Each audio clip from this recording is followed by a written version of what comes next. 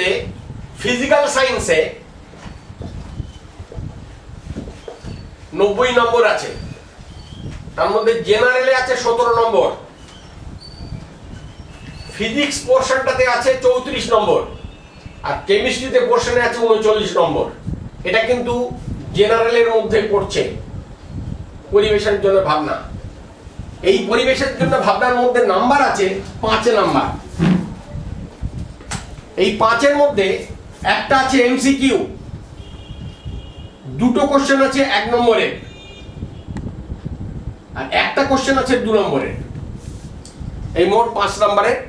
তুমি যদি দেখো এর মধ্যে 4 বার পরীক্ষা হয়েছে, 17, 18, 19, 20, 4 বছরই দেখবে তোমার প্রশ্ন এরকমই হয়েছে। 5টা প্রশ্ন, 5 নম্বরের প্রশ্ন এখানে থাকছে।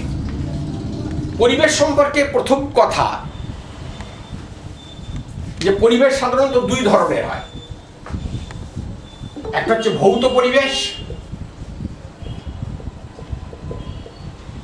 আর হচ্ছে জৈব পরিবেশ। জৈব পরিবেশ বলতে উদ্ভিদ, গাছপালা ইত্যাদি ইত্যাদি, মানুষজন সবকিছু যার জীবন আছে সেটা নিয়ে যে পরিবেশ আছে সেটাকে জৈব পরিবেশ বলছে। আর এছাড়া বাকি যেটা আছে সেটা হচ্ছে ভৌত পরিবেশ। তোমাদের কিন্তু জৈব পরিবেশটা সিলেবাসে নেই। ভৌত পরিবেশের মধ্যেও আবার 3 ধরনের আছে। কি আছে? একটা হচ্ছে বায়ু মানে বায়ুমণ্ডল, একটা হচ্ছে জলরাশি বা জলমণ্ডল, আর একটা হচ্ছে শিলামণ্ডল বলো বা মানে ভূমি আর কি, মাটি। হ্যাঁ, তো এই 3 আছে, মনে রাখতে হবে। তোমাদের কিন্তু মেনলি আছে হচ্ছে বায়ুমণ্ডল। এবারে প্রশ্ন উঠছে, এই বায়ুমণ্ডলে যদি ওপর দিকে যত যাবে তত তুমি দেখবে যে বায়ুর চাপ আস্তে আস্তে কমে যাচ্ছে এবং উষ্ণতাও কমে যাচ্ছে। তবে উষ্ণতা কিন্তু রেগুলার কমছে না, কমতে কমতে একটা জায়গায় যাচ্ছে, আবার বাড়ছে, আবার কমছে, আবার বাড়ছে, এরকম একবার বাড়া কমা এরকম হচ্ছে। কেন হচ্ছে সেগুলো পরে আলোচনা করব। তো সেইভাবে যদি ভাগ করা যায় তাহলে আমরা পরিবেশকে, বায়ুমণ্ডলকে ভাগ করতে পারি। প্রথমটা হচ্ছে ট্রপোস্ফিয়ার। ট্রপোস্ফিয়ার বাংলায় ট্রপোস্ফিয়ার।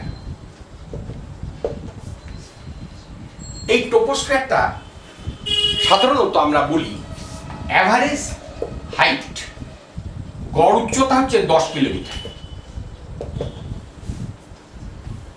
মনে রাখতে হবে ট্রপোস্ফিয়ার, তারপর স্ট্র্যাটোস্ফিয়ার, তারপরে মেসোস্ফিয়ার, তারপর থার্মোস্ফিয়ার ইত্যাদি ইত্যাদি পরপর আছে, তারপরে এক্সোস্ফিয়ার। তো এর মধ্যে কোনো শার্প লাইন অফ ডিমার্কেশন নেই, অর্থাৎ কোনো যে এইটা পারলাম, ওই যে পাঁচিল টপকালাম আমি চলে এলাম স্ট্র্যাটোস্ফিয়ার, ব্যাপারটা এরকম নয়। ব্যাপারটা হচ্ছে যে ট্রপোস্ফিয়ারের হাইট কিন্তু সব জায়গায় সমান না, ইভেন শীতকালে যেমন গ্রীষ্মকালে তা নয়।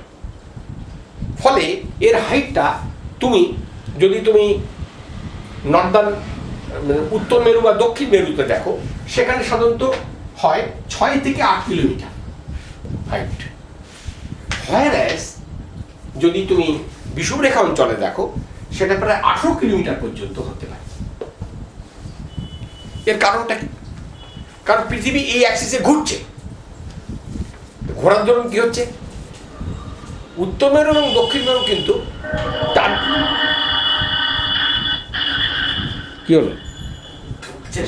আচ্ছা আচ্ছা, ঠিক আছে। উত্তর মেরু এবং দক্ষিণ মেরুতে কিন্তু বায়ুর সার্কুলেশন কম, যার জন্য তার হাইটটা কমে যাচ্ছে।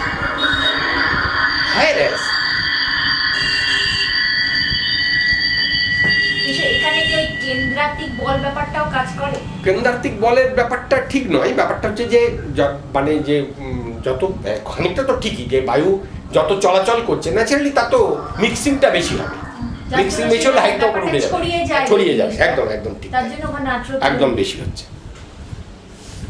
আর এখানে কি হচ্ছে, মানে সুমেরু বা কুমেরুতে সেখানে কিন্তু সার্কুলেশন কম বলে জেনারেলি হাইটটা কম থাকছে। আবার দেখো শীতকাল গ্রীষ্মকালের উপরে কিন্তু হাইটটা কম বেশি হতে পারে। সেই জন্য এই যে দেখবে, এই যে ফিগারগুলো যদি দেখো, দেখবে সব জায়গায় কিন্তু এক ধরনের ফিগার না। কোথাও দেখবে কেউ বলছে গড় 10 কিলোমিটার, কেউ বলছে গড় 9.5 কিলোমিটার, কেউ বলছে 11 কিলোমিটার, এরকম কিন্তু ভ্যারি করতে পারে। এগুলোর কি হয়, এগুলো যে গড় মাপা হয় সেই গড়ের বিভিন্ন পদ্ধতি আছে, সেই পদ্ধতির জন্য গড়টা অনেক সময় ভ্যারি করে যায়। এবং শুধু তাই নয়, ধরো এই 10 বছর ধরে এই গড় আছে, তার মানে যে পরের 10 বছরে এই গড় থাকবে তারও কিন্তু কোনো গ্যারেন্টি নেই। সেই জন্য এটা বড় ইম্পর্টেন্ট নয় এক্স্যাক্টলি হাইটটা কতটা, ইম্পর্টেন্ট হচ্ছে এটা একটা স্তর, এই স্তরটাকে আমরা বলছি ট্রপোস্ফিয়ার। এই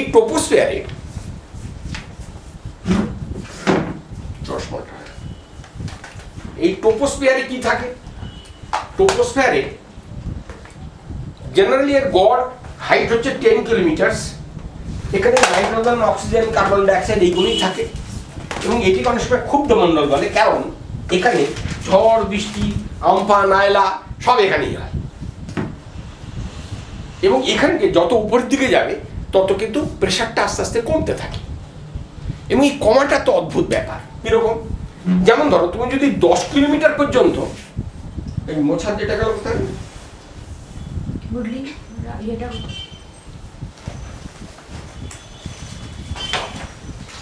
তুমি যদি 10 কিলোমিটার হাইটে যাও তাহলে তোমার প্রেশার গিয়ে দাঁড়াবে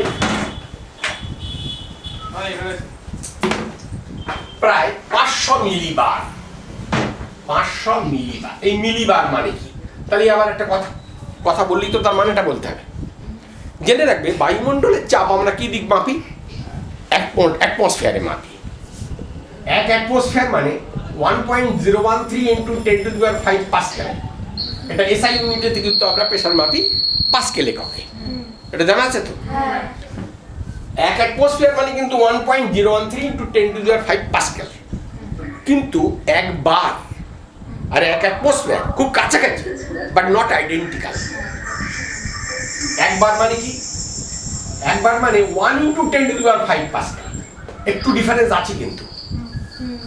আমরা বলি সাধারণত বার বললেই অ্যাটমসফিয়ার ধরে নিই আমরা যদি বলি যে 1 বার অ্যাপ্রক্সিমেটলি 1 অ্যাটমসফিয়ার, কিন্তু অ্যাকুরেটলি যদি বলা যায় তাহলে কিন্তু দুটো এক কথা নয়। এটা হচ্ছে 1.013 10⁵ পাস্কেল, এটা হচ্ছে 1 ইন্টু 10⁵ পাস্কেল। এবার তুমি যদি ট্রপোস্ফিয়ারে ক্রমাগত উপরের দিকে ওঠো, তোমার বায়ুমণ্ডলের চাপ কিন্তু কমতে থাকবে। এবং তুমি যদি 10 কিলোমিটার উপরে ওঠো তাহলে প্রায় কিন্তু এটা 500 মিলিবার হয়ে যাবে। মিলিবার মানে বোঝো, মানে হাফ বার হয়ে যাবে। ইন্টারেস্টিং হচ্ছে এই যে উপরের দিকে উঠছো ট্রপোস্ফিয়ারে, কিন্তু আমি যত কথা বলছি ট্রপোস্ফিয়ারের কথা বলছি, তো যত তুমি উপরের দিকে উঠছো তত তোমার প্রেশারটা কমে যাচ্ছে। ইন্টারেস্টিং, নিচের দিকে কিন্তু প্রতি 11 মিটারে 1 মিলিবার করে কমে। 11 মিটারে 1 মিলিবার কমে। মিলিবার মানে বোঝো, একবারে 1000 ভাগের 1 ভাগ। তাহলে এই হারে যদি কমতো তাহলে কি হতো? তাহলে 5 কিলোমিটারেই 500 হয়ে যেত, কিন্তু সেটা হয় না। 10 কিলোমিটারে 500 মিলিবার। তার মানে ওপরের দিকে গেলে এটা কিন্তু আরো 15-20 ফুট বা মিটার 20 মিটার বেড়ে যাবে। নিচের দিকে অনেক ডেন্স, যত উপরের দিকে যাবে তত এটা পাতলা হয়ে যাবে। এই প্রসঙ্গে একটা কথা বলি, 30 কিলোমিটার হাইটের মধ্যে আপ টু 30 কিলোমিটার হাইট বাতাসের 97% বা এয়ার থাকে আপ টু 30 কিলোমিটার। 30 কিলোমিটার পর্যন্ত প্রায় টোটাল বাতাসের 97% থাকে। তাহলে নিচের দিকের বাতাসটা কিন্তু অনেক ঘন, যত উপরের দিকে যাবে তত পাতলা হয়ে যাবে। ঠিক আছে? এই যে ট্রপোস্ফিয়ারে কি হয়, ট্রপোস্ফিয়ারে যেটা হয় ঝড় ঝঞ্ঝা ইত্যাদি ইত্যাদি, এইগুলো সবই সেজন্য ট্রপোস্ফিয়ারকে বিক্ষুব্ধ মণ্ডল বলে। এবং এর মধ্যে জেনারেলি কম্পোজিশন হচ্ছে নাইট্রোজেন ইত্যাদি ইত্যাদি। এই প্রসঙ্গে আর একটা কথা বলি, সেটা হচ্ছে আপ টু 88 কিলোমিটার নিচের থেকে যদি 88 কিলোমিটার পর্যন্ত, একে আমরা বলি সমমণ্ডল। সমমণ্ডল কেন বলি? কারণ এখানে কিন্তু কম্পোজিশনটা মোরলেস এক, প্রেশার কম, কিন্তু ratio of the number of molecules সেটা কিন্তু কনস্ট্যান্ট। অর্থাৎ নিচে ওই জন্য 1:4, ওখানেও 1:4, প্রেশার কম কিন্তু 1:4। এটা কিন্তু আপ টু 88 কিলোমিটার, বা অনেকে বলে আপ টু 100 কিলোমিটার, মানে 88 থেকে একটু গন্ডগোল করতে আরম্ভ করে। তবু অ্যাপ্রক্সিমেটলি তুমি যদি ধরো 100 পর্যন্ত যেতে পারো, কিন্তু 100-এর ওপরে গেলে কিন্তু এবার কিন্তু এক একটা স্তরে এক এক রকম, মানে তুমি এর জিনিসে হদিশও করে পাবে না। যেমন আমি তোমায় বলছি, এর মধ্যে কোনো কোনো জায়গায় এনও পাওয়া যায়। কি পাওয়া যায়? Nitric oxide, NO+। আচ্ছা, NO+ পাওয়া যায়, আবার হাইড্রোজেন পাওয়া যায় তোমার আরও উপরে গেলে। সুতরাং এখানে কিন্তু এটাকে বিষমমণ্ডল বলে। সুতরাং বায়ুমণ্ডলকে যদি দুটো ভাগে ভাগ করো, তাহলে একটা হচ্ছে সমমণ্ডল, মানে এখানে কম্পোজিশন কনস্ট্যান্ট থাকে, আর তার উপরে গেলে হচ্ছে বিষমমণ্ডল। ঠিক আছে, আর এইটা হচ্ছে আমরা বলছি ট্রপোস্ফিয়ার। হলো? এরপরে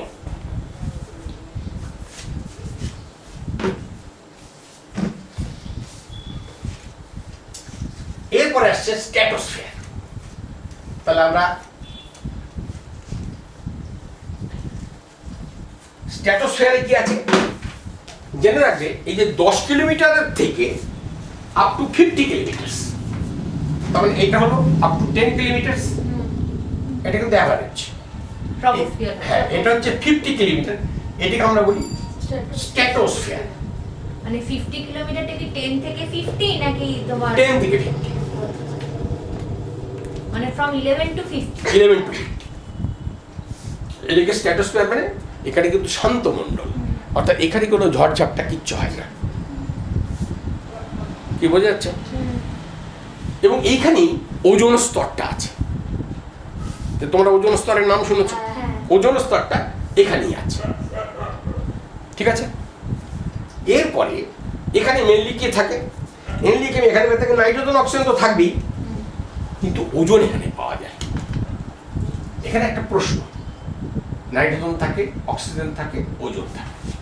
এখন দুষ্টু লোকেরা প্রশ্ন করছে যে নাইট্রোজেন অক্সিজেন থাকে, বেশ করে থাকে, সব জায়গায় থাকে, ওখানে থাকে। ওজোন কিন্তু নাইট্রোজেন অক্সিজেন থেকে ভারী। সাধারণত ভেপার ডেন্সিটি দিয়ে বিচার হয় যে কে ভারী হবে না কম হবে।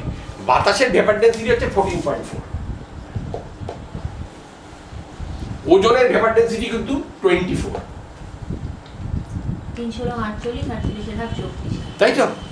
তাহলে এত উপরে ওজন থাকে কি করে? কি মনের মধ্যে প্রশ্নটা আসা স্বাভাবিক। উত্তর হচ্ছে ওখানে থাকে না, ওখানে তৈরি হয়, ডিস্ট্রাকশন হয়, ওই জন্য ওখানে ওজন পাওয়া যায়। ওখানেই তৈরি হয়, ওখানেই শেষ হয়ে যায়। এবং শুনে রাখো, এই বাতাসে বায়ুমণ্ডলে যত ওজন পাওয়া যায় টোটাল, তার 90% শুধু এখানেই পাওয়া যায়। হ্যাঁ, স্ট্র্যাটোস্ফিয়ারেই 90% ওজন এখানে পাওয়া যায়। কারণটা কি? কারণ ওখানে ওজন তৈরি হচ্ছে এবং ওখানে ওজনটা ডিস্ট্রয় হচ্ছে। কি কেন হচ্ছে, কোথা হচ্ছে পরে, কিন্তু ঘটনাটা হচ্ছে এই জন্যে ওখানে ওজনটা তুমি ওই হাইটে গিয়ে ওজন পাচ্ছ, ওই হাইটে গিয়ে ওজন কিন্তু is heavier than air.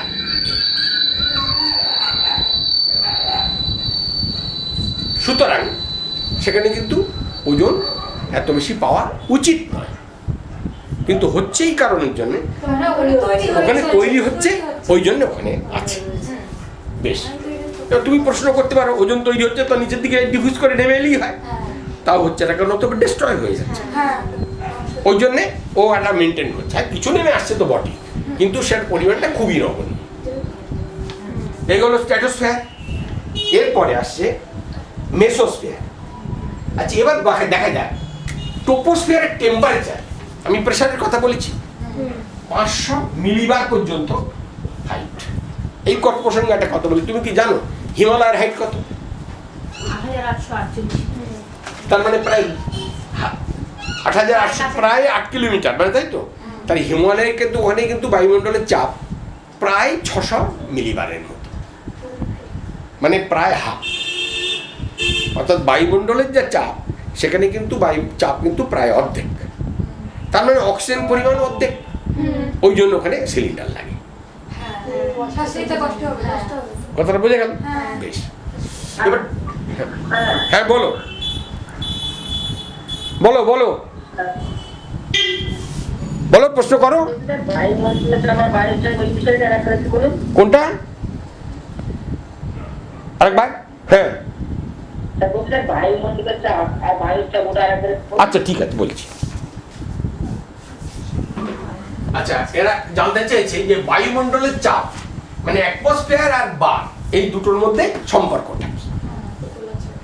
1 atmosphere মানে কি? 1 অ্যাটমসফিয়ার মানে 760 মিলিমিটার প্রেসার। এটা নিয়ে কোনো কথা হবে না। এসআই ইউনিটে, এসআই এককে 1 অ্যাটমসফিয়ার মানে হচ্ছে 1.013 into 10 to the power 5 pascal, হলো? আর 1 বার মানে হচ্ছে 1 into 10 to the power 5 pascal. 1 bar আর 1 অ্যাটমসফিয়ার খুব কাছাকাছি, বাট নট সেম, এক নয় কিন্তু। আর জেনে রাখবে, আমরা এখানে যত এই যে পরিবেশের জন্য যে হাইটের ব্যাপারটা বা প্রেশারগুলো সব ঠিক করি, সব কিন্তু বার এককে করি। কি বোঝা গেল ব্যাপারটা? ব্যাপারটা বোঝা গেছে? হ্যালো, ঠিক আছে, ওকে, ঠিক আছে, ওকে। এবারে আমরা আসি টেম্পারেচার। জেনে রাখবে, প্রতি কিলোমিটারে মোটামুটি 6.4 ডিগ্রি টু 6.5 ডিগ্রি টেম্পারেচার ফল করে। বোঝা গেল? এখন একটা প্রশ্নটা কি? তাহলে এই অঞ্চলের টেম্পারেচার রেঞ্জ কত? উত্তর +15 থেকে -60 অব্দি। 56 বলে অনেকে -60 বলে, যাই হোক। এখন প্রশ্ন হচ্ছে, তুমি বলো স্যার এই কারণ বললেন, আপনি 15 ডিগ্রি প্লাস বলে দিয়ে বসে থাকবেন। আপনি জানেন ভারকানস্কে টেম্পারেচার -32 ডিগ্রি হয়, আপনি 15 ডিগ্রি বলে বসে থাকলেন। এটা কিন্তু গড় টেম্পারেচার। পৃথিবীতে একই সঙ্গে বহু জায়গায় যখন সূর্য যখন দক্ষিণ মেরুতে থাকে, মানে দক্ষিণ মেরুর দিকে থাকে, তখন কিন্তু উত্তরে তখন প্রচন্ড ঠান্ডা। আবার তার মানে সবসময় পৃথিবীর টেম্পারেচার কোথাও -30, কোথাও +40, এ সব জায়গাতেই থাকবে। তো হিসাবটা করবে কি করে? সেই জন্য তোমাকে গড় ধরতে হবে। সেই গড়টা যদি তুমি করো, তাহলে গড়টা হয়ে যাবে +15 ডিগ্রি সেন্টিগ্রেড। বুঝেছো? তোমার মনের মধ্যে প্রশ্ন আসতে পারে যে হঠাৎ 15 ডিগ্রি গড় কিসের জন্য বলছে? আমি তো জানি যে যেখানে বরফ পড়ে সেখানে টেম্পারেচার তো এমনিতেই 0 ডিগ্রি হয়, তা +15 কি করে হলো? +15 হলো গড়, এটা কিন্তু গড়। কারণ তোমাকে তো বলছে সারফেসের টেম্পারেচার বলতে গেলে তো কোথাও বেশি কোথাও কম, তুমি কোনটা বলবে? গড়টাই বলতে হবে, ওই জন্য। আর ওপরে -7, তার ডিফারেন্স কত হলো? 75 ডিগ্রি। এবার পার কিলোমিটারে যদি 6.5 ডিগ্রি হয়, তাহলে 10 কিলোমিটারে কিন্তু 65 ডিগ্রি হয়।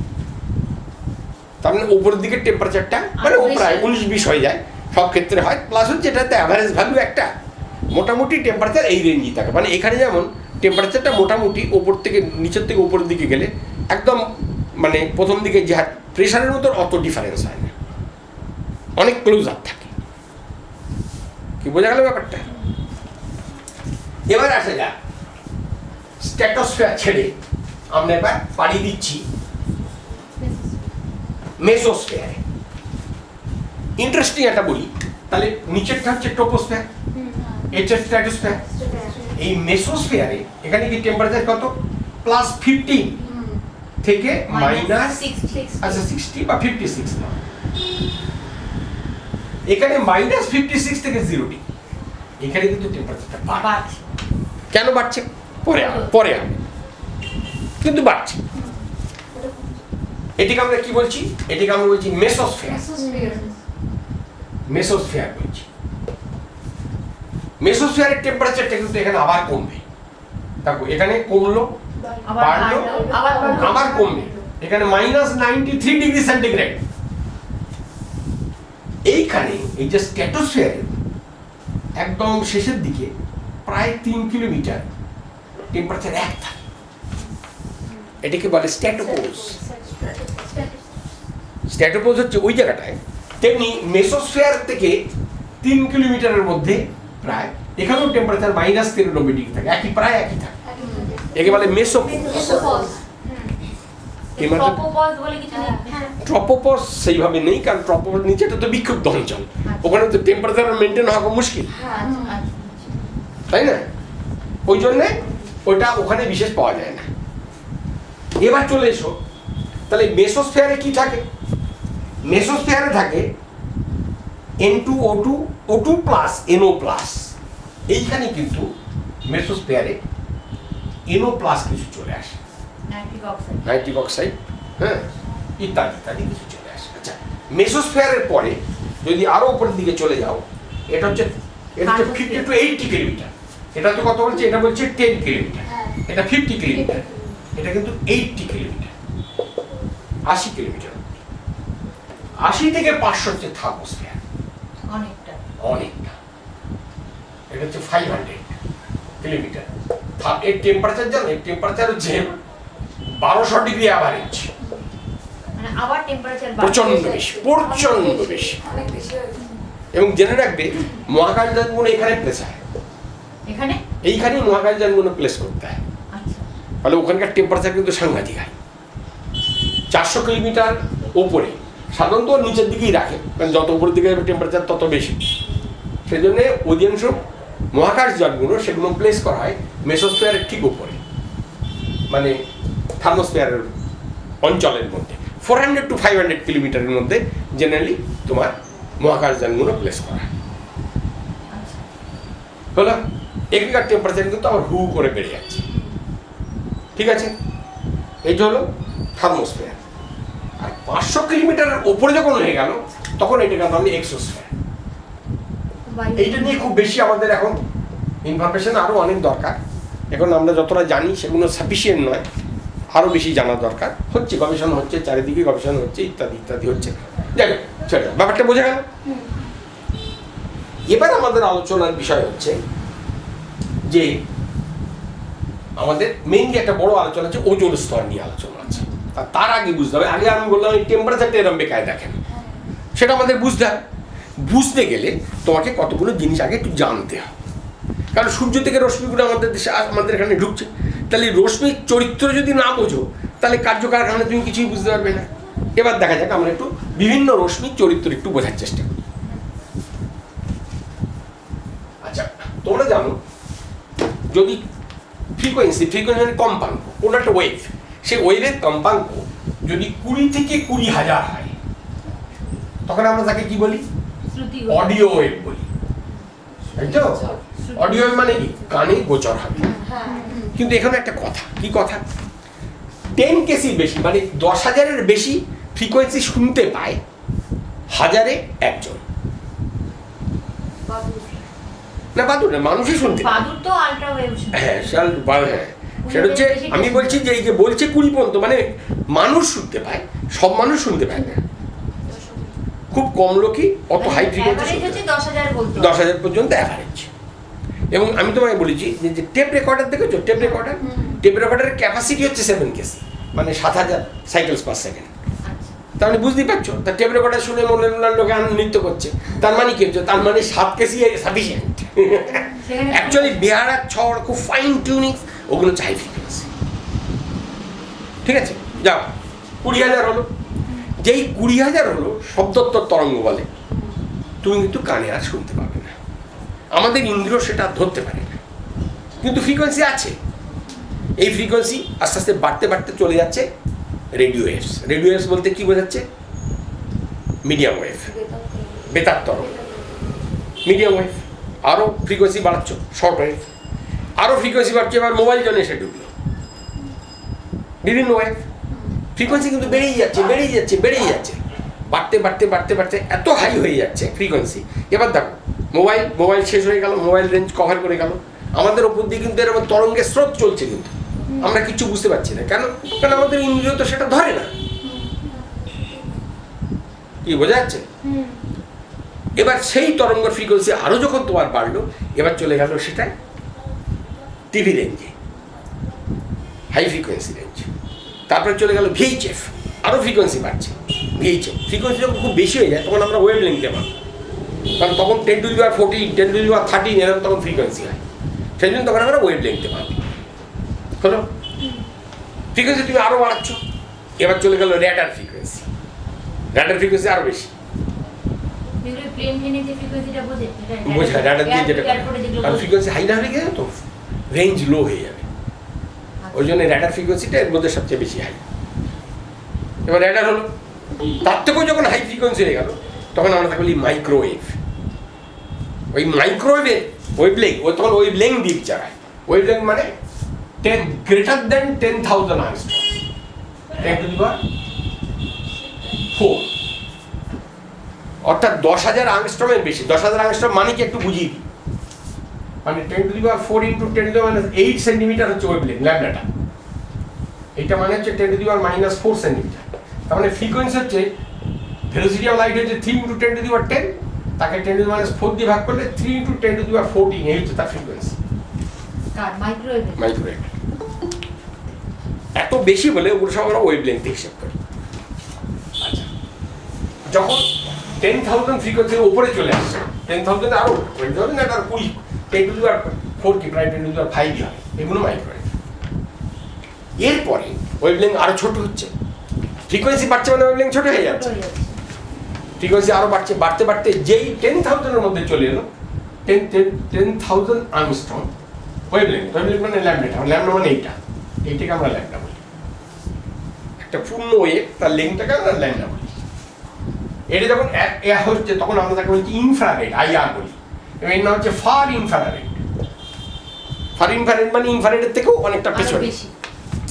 জেনারেলি জেনে রাখবে 7,500 আংস্ট্রম থেকে 10,000 আংস্ট্রম, এটা হচ্ছে ইনফ্রারেড। 10,000-এর থেকেও বেশি হয়ে গেলে ফার ইনফ্রারেড বলা হয়। ঠিক আছে, বোঝা যাচ্ছে? এবারে আরো তুমি ফ্রিকোয়েন্সি বাড়াচ্ছ, আরো বাড়াচ্ছ, মানে ওয়েভলেংথ ছোট হয়ে আসছে। সেই 7,500 আংস্ট্রম এসে গেল, লাল আলো চলে আসছে। ইনফ্রারেড কিন্তু প্রচন্ড হিট প্রডিউসিং, তোমার জন্য মাইক্রোওয়েভে হিট তৈরি করে। সুতরাং এখানে একটা বিস্তর জোন আছে যার ফ্রিকোয়েন্সিতে তোমার জন্য হিট উৎপন্ন হয়। আরো ইন্টারেস্টিং হচ্ছে, সূর্যের যে রশ্মি তার মধ্যে 60% থাকে ইনফ্রারেড। সূর্যের আলো আমাদের পিঠে লাগলে পিঠ চচ্চর করে, কেন? কারণ সূর্যের মধ্যে যে আলোটা তোমার এসে পড়ছে তার মধ্যে 60% ইনফ্রারেড আছে।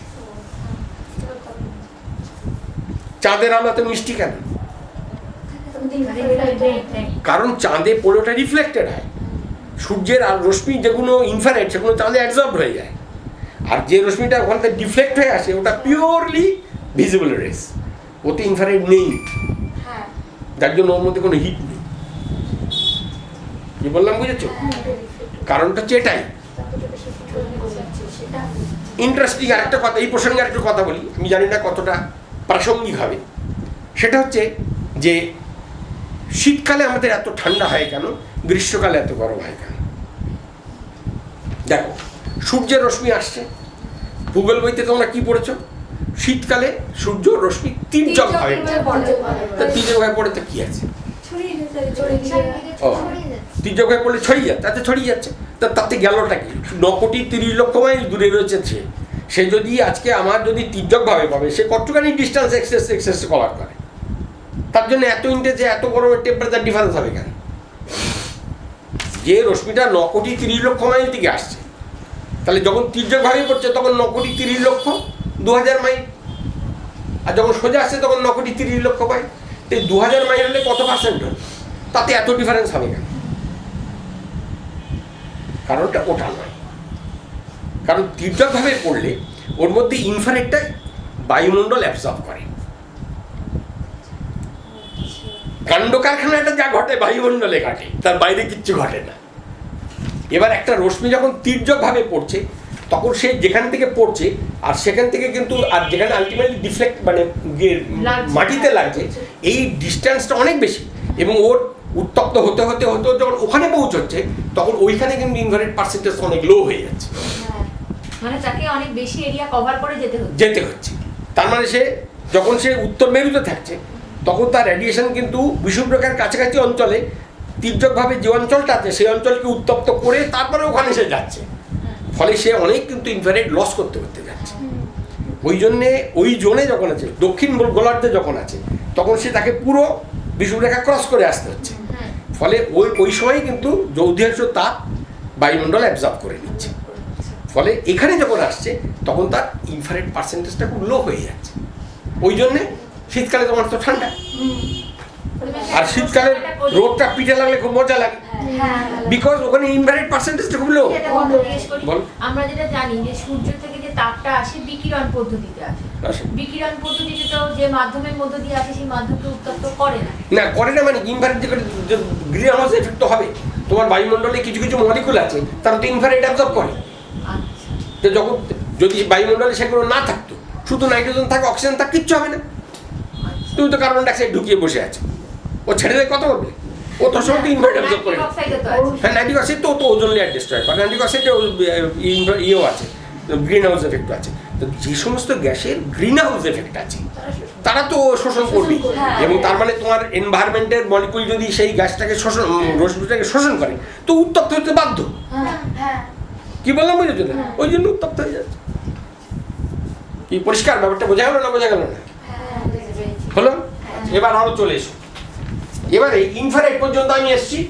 এবার ৭,৫০০ থেকে এবার ভিজুয়াল রেঞ্জে এসে ঢুকছে। ভিজুয়াল রেঞ্জের ওয়েভলেন্থ কত? উত্তর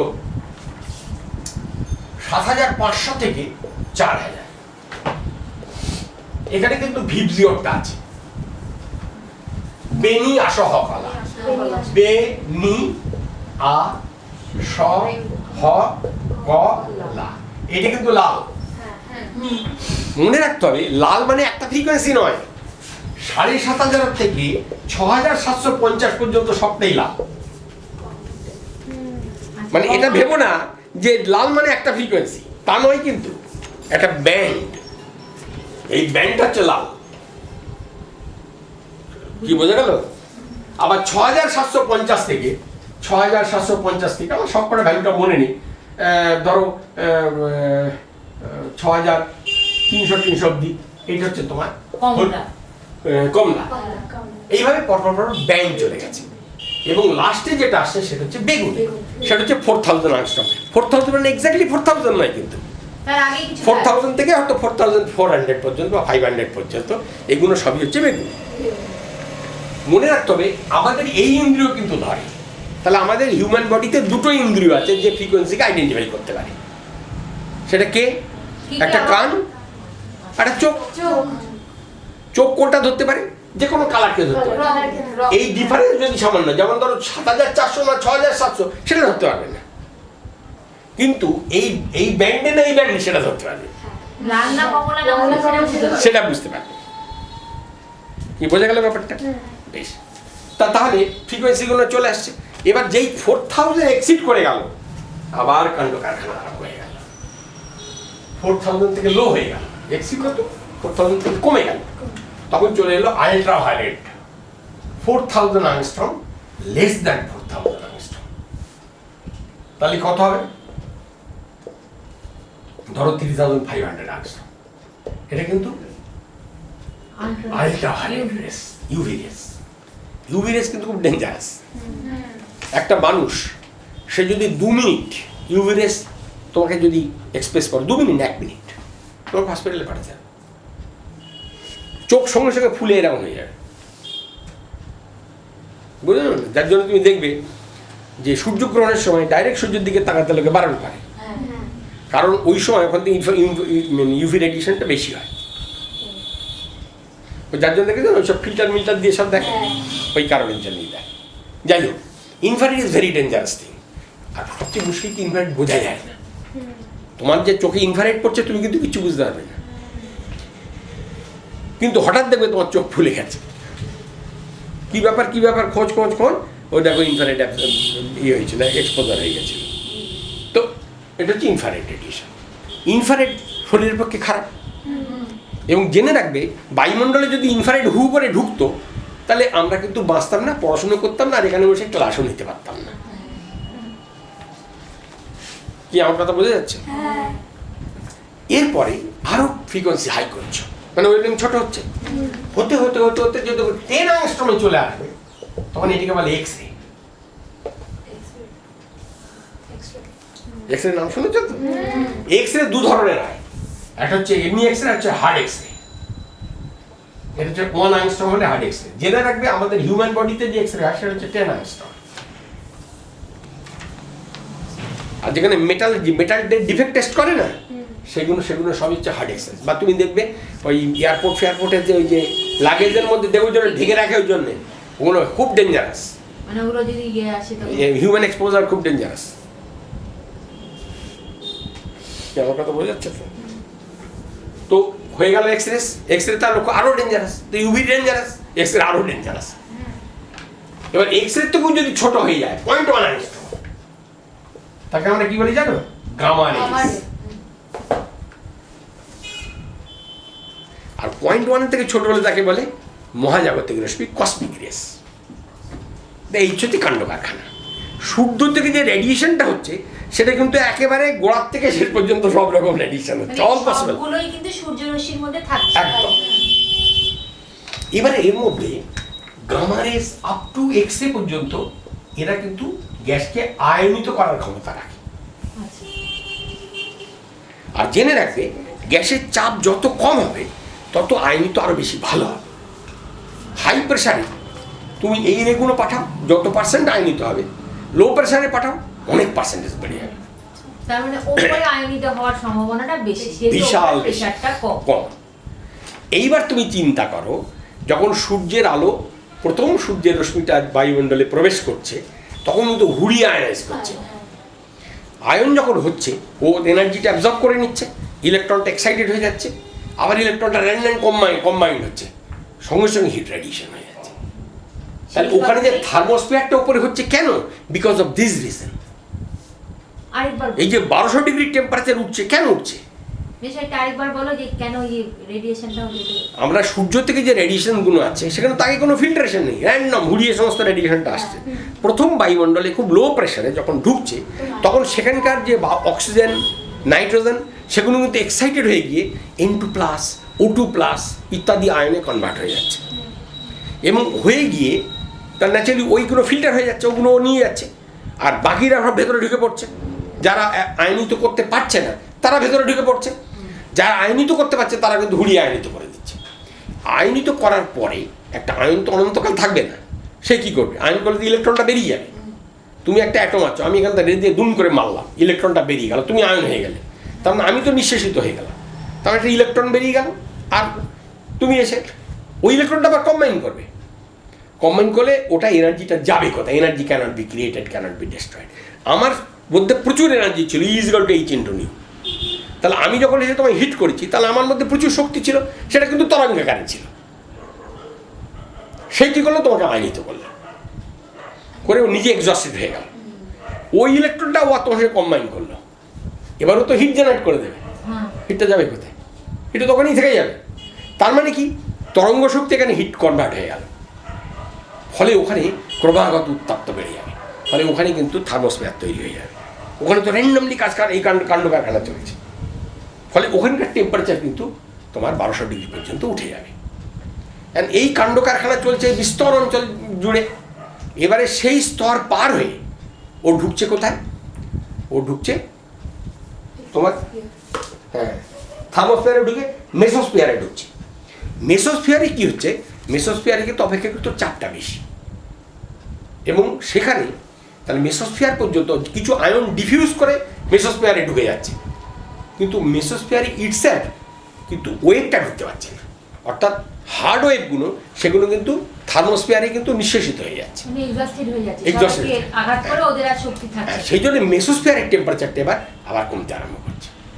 নরমাল টেম্পারেচারটা আছে সেখান থেকে কিছু আয়ন ওখানে ঢুকছে, থার্মোস্ফিয়ার থেকে কিছু ঢুকবেই, সে তো ঢুকবেই, কিন্তু ইন জেনারেল যত হাইট বাড়বে তত টেম্পারেচার কমবে, এটা কিন্তু আর জেনারেল ক্রাইটেরিয়া। তাহলে মেসোস্ফিয়ারে কিন্তু আর হিট জেনারেশনের সিস্টেমটা নেই, ফলে মেসোস্ফিয়ারের টেম্পারেচারটা কমবে। ওখানে তো কোনো আসছে না, তরঙ্গই আসছে না, তরঙ্গ যেগুলো আসে সেগুলো তো তোমার কোনো ইন্টারাকশন হচ্ছে না, সেটা সিম্পলি পাস করে বেরিয়ে যাচ্ছে, মানে তাদের ক্ষমতা নেই ইয়ে করার। সেই জন্য ওখানে টেম্পারেচারটা কিন্তু নর্মাল হাইটে যেরকম টেম্পারেচার হওয়া উচিত সেটাই হচ্ছে, অর্থাৎ -93 ডিগ্রি সেন্টিগ্রেড। কি বোঝা গেল ব্যাপারটা? এইবার যেই মেসোস্ফিয়ার তুমি ক্রস করে স্ট্র্যাটোস্ফিয়ারে এসে ঢুকলে ফট করে টেম্পারেচারটা আবার বাড়তে লাগলো। প্রশ্ন কেন বাড়তে লাগলো? এক্স্যাক্টলি, কারণ ওইখানে কি হচ্ছে? ওজোন তৈরি হচ্ছে। কিভাবে ওজোন তৈরি হচ্ছে? Let us see.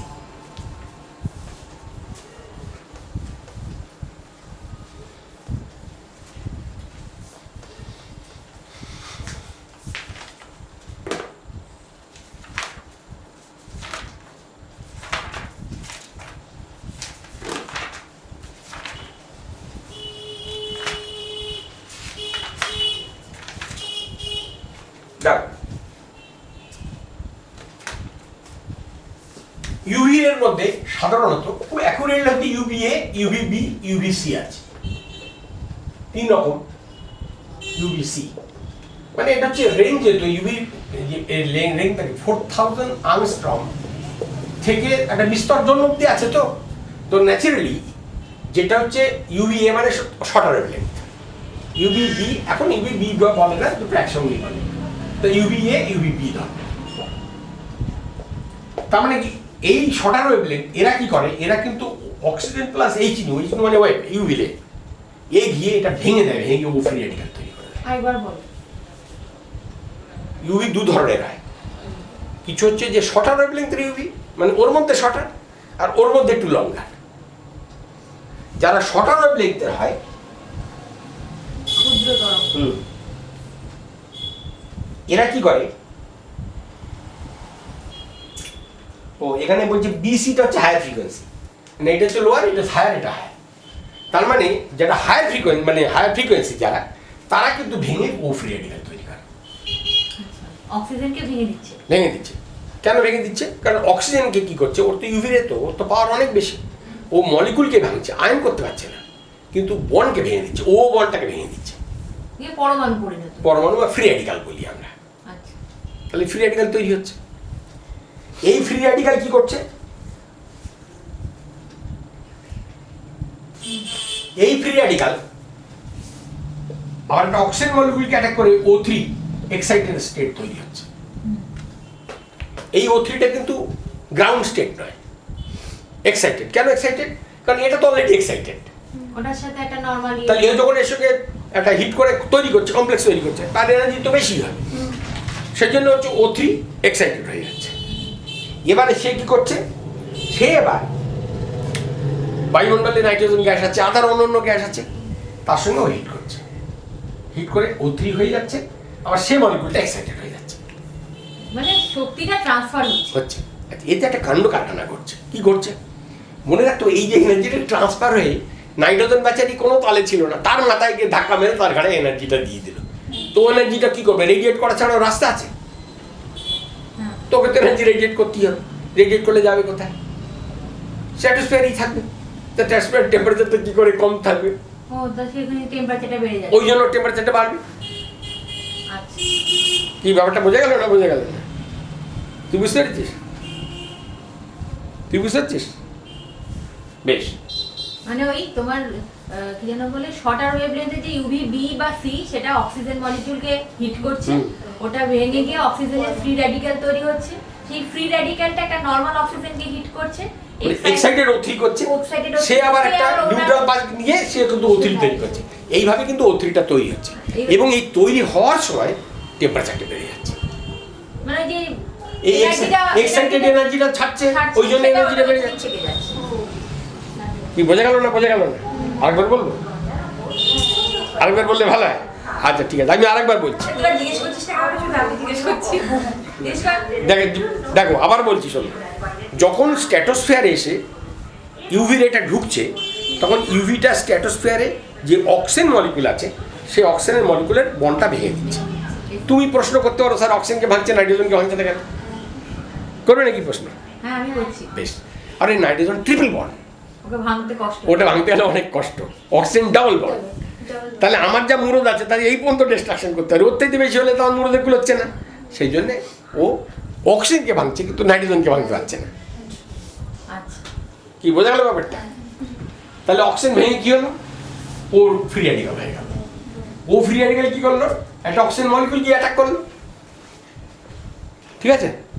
Oxygen মলিকুলকে attack করলে সে কিন্তু O3 হয়ে গেল ঠিকই, কিন্তু সে কিন্তু গ্রাউন্ড স্টেটের O3 নয়, সে কিন্তু এক্সাইটেড স্টেটের O3 হলো। এবং সে কি করবে, সে একটা অন্য মলিকুল লাইক নাইট্রোজেন, যার কিছুই হয়নি, তার সঙ্গে ধাক্কা লাগাবে, ধাক্কা লাগালে সে O3 হয়ে গেল, আর ও বেচারি তখন লাফিয়ে লাফিয়ে মরবে। আস্তে আস্তে ওই এনার্জিটা রেডিয়েট করে গ্রাউন্ড স্টেটে আসবে, অটোমেটিক্যালি টেম্পারেচারটা বেড়ে যাবে। ওই জন্য স্ট্র্যাটোস্ফিয়ারে কিন্তু টেম্পারেচারটা বাড়বে। বোঝা গেল? এরপরে দেখো, এই যে O3 তৈরি হলো, এই O3টাকে আবার কি করছে, ইউভিএ যেটা অর্থাৎ লোয়ার, মানে হায়ার ফ্রিকোয়েন্সিটা হচ্ছে বি আর সি, লোয়ার ফ্রিকোয়েন্সিটা জে। ইউভিএ কি করছে, O3টা যে তৈরি হয়েছিল সেটা আবার ইউভি এ এইচ ইউ ওটা আবার অ্যাবসর্ব করছে। আচ্ছা এর ফ্রিকোয়েন্সি কিন্তু ওর থেকে কম, মনে থাকে যাবে, বোঝা গেল? এবার করে কি করছে, করে যেটা করছে ও আবার ভাঙছে, ভেঙে O2 হয়ে যাচ্ছে, ও হয়ে যাচ্ছে। এখন এখানে একটা প্রশ্ন তুমি করতে পারো, সেটা হচ্ছে এটাও তো তাই হচ্ছে, এটাও তো তাই হচ্ছে। ওখানে কিন্তু O2 থেকে ও হচ্ছে, আর এখানে O3 থেকে O2 প্লাস ও হচ্ছে। ওখানকার যে হিট করছিল তার এনার্জির থেকে কিন্তু অনেক বেশি, সেই জন্যে ওর মাথায় এনার্জি, মানে ওর তো ফ্রি র্যাডিক্যাল ছিল, ফ্রি র্যাডিক্যাল মানেই তো এক্সাইটেড, সে যখন O2 কে হিট করে O3 করেছিল তার এনার্জিটা কিন্তু মাথায় চেপে বসেছিল, অর্থাৎ এটা কিন্তু এক্সাইটেড O3। এক্ষেত্রে কিন্তু সেই পরিস্থিতিটা নয়। এখানে কি হচ্ছে, এখানে ইউভি এ যেটা অর্থাৎ লোয়ার ফ্রিকোয়েন্সি অফ ইউভি, সে কিন্তু এখানে অ্যাবজর্ব করে O2 প্লাস ও হয়ে যাচ্ছে। এবার কি করছে, ও প্লাস ও দুটো এরকম ও যুক্ত হ্যাঁ, করে আবার আবার O2 হয়ে যাচ্ছে,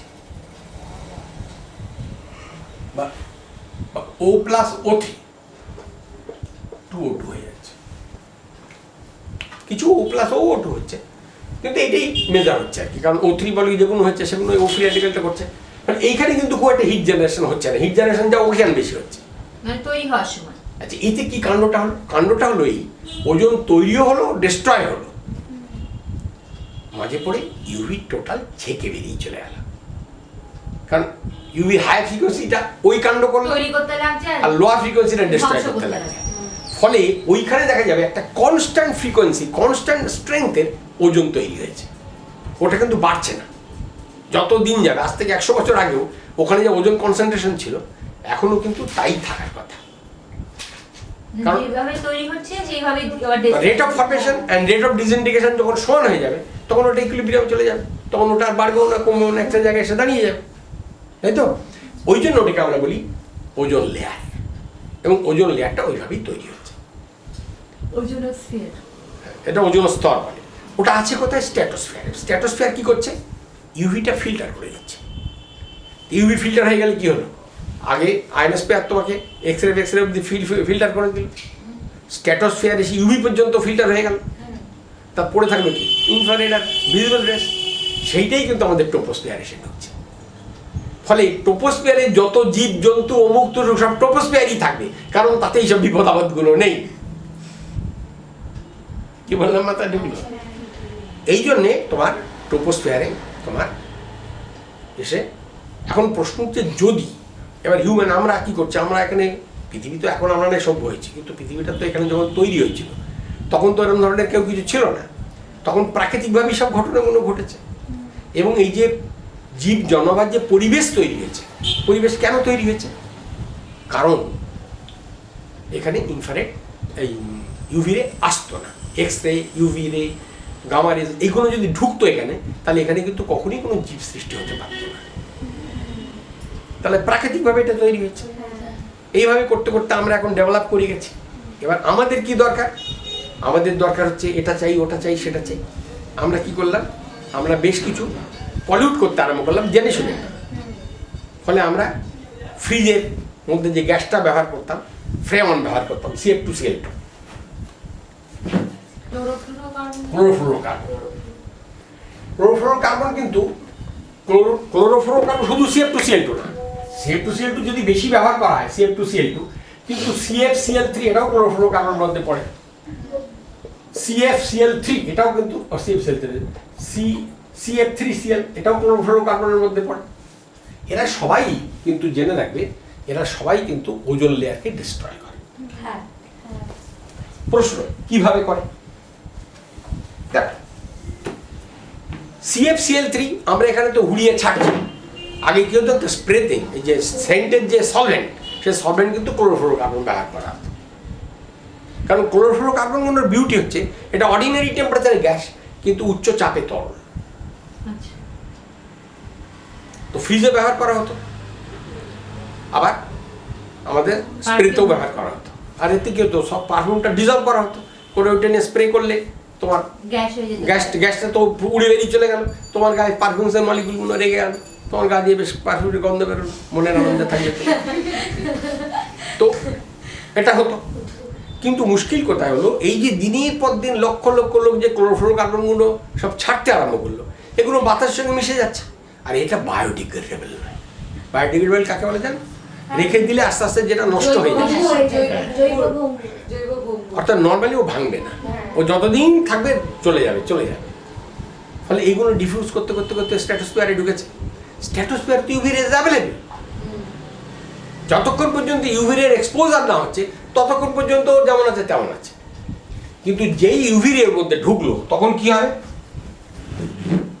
এবার CF2Cl2 ধরো, CFCl3 কথাই পাবো। এই কি করলো? এই ইউভি রেজ নিল, কারণ ও স্ট্র্যাটোস্ফিয়ার ঢুকে গেছে। তখন ঢুকলে কি হবে? CFCl2 ফ্রি রেডিক্যাল হয়ে গেল, Cl ফ্রি রেডিক্যাল হয়ে গেল। এই যে Cl ফ্রি রেডিক্যাল হলো, এই ভেরি ডেঞ্জারাস থিং। এটা ওজনটাকে ভেঙে দিচ্ছে। এবার O3 plus Cl free radical, এখানে কি হলো? এখানে হলো ClO free radical plus O2। এটা চেইন রিঅ্যাকশন, পরপর চলে আসছে। ClO ফ্রি রেডিক্যাল আবার ওজনকে, ClO ফ্রি রেডিক্যাল এ আবার ওজনকে অ্যাটাক করছে, করে Cl ফ্রি রেডিক্যাল হয়ে গেল, 2O2 হয়ে গেল। লক্ষ্য করো, এটা কিন্তু সেই রক্তবীজের মতো। ও নিজে মরলো, পরে কিন্তু আরেকটা জন্ম দিয়ে গেল, সে আবার আরেকটা ClO তৈরি করে গেল।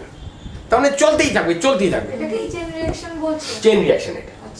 এইভাবে কি হবে? এইভাবে এবার কি হারে ওজন তাহলে ডিস্ট্রাকশন হবে, বুঝতে পারছো? তাহলে ওজন যদি এই হারে ডিস্ট্রাকশন হয় তাহলে কি হচ্ছে? ফরমেশন রেটটা কনস্ট্যান্ট, ডিস্ট্রাকশন রেটটা বাড়িয়ে দিলে রেজাল্ট কি হবে? এবং এই কি বাড়ানো জানো তো, এটা কখনো শেষ হবে না। মানে একটা থেকে 20,000 25,000 ডিস্ট্রয় হয়। ফলে কি হচ্ছে? ওজন লেয়ারটা সাংঘাতিকভাবে কমে আসছে, পাতলা হয়ে যাচ্ছে। পাতলা হয়ে গেলে কি হবে? কিছু ইউভি বেরিয়ে যাবে, খুঁড়ে বেরিয়ে যাবে। এবং এটা সবচেয়ে বেশি হবে কোথায়? সুমেরু কুমেরু। কেন? কারণ সুমেরু কুমেরু তো যেহেতু এয়ার সার্কুলেশন ওখানে কম, তাহলে ওখানে কি হচ্ছে? ওখানে স্ট্র্যাটোস্ফিয়ার অনেক পৃথিবীর কাছে রয়েছে। আর 2 নম্বর, যেহেতু ওখানে এয়ার সার্কুলেশন নেই, সেই জন্য ওখানকার ডিস্ট্রাকশন অন্যদিকে মেকআপ করে খানিকটা মেকআপ করতে পারবে না। কথা বোঝা গেল না? ধর তোর ডিস্ট্রাকশন হচ্ছে, সার্কুলেশন হচ্ছে, তাহলে কি হচ্ছে? যতটা ডিস্ট্রাকশন হলো খানিকটা অন্য জায়গাতে এসে কমানো, খানিকটা কমলো। কিন্তু যেখানে সার্কুলেশনটা হচ্ছে না, সেখানে যেটা ডিস্ট্রাকশন হচ্ছে সেটা ওইভাবেই থেকে যাচ্ছে। মেকআপ দেওয়ার কেউ নেই। ফলে ওই অঞ্চলে এত পাতলা হয়ে যাচ্ছে যে ওখান থেকে যে ঢুকছে যারা, তার সব ইউভিনে কিন্তু একদম ডাইরেক্ট এক্সপোজার চলে আসছে। যার জন্য দেখা গেছিল যে নর্দার্নে বা দেখবে অস্ট্রেলিয়ার দিকে ওরা অনেকে স্কিন ক্যান্সারে ভোগে। এটা হয় সব ইউভি রেজের জন্য। এটি বলে ওজোন লেয়ার ডিপ্লিশন বলে। ঠিক আছে? তো এইভাবে ওজোন লেয়ারটা ডিস্ট্রাকশন হচ্ছে। এই মাথা ঢুকছে?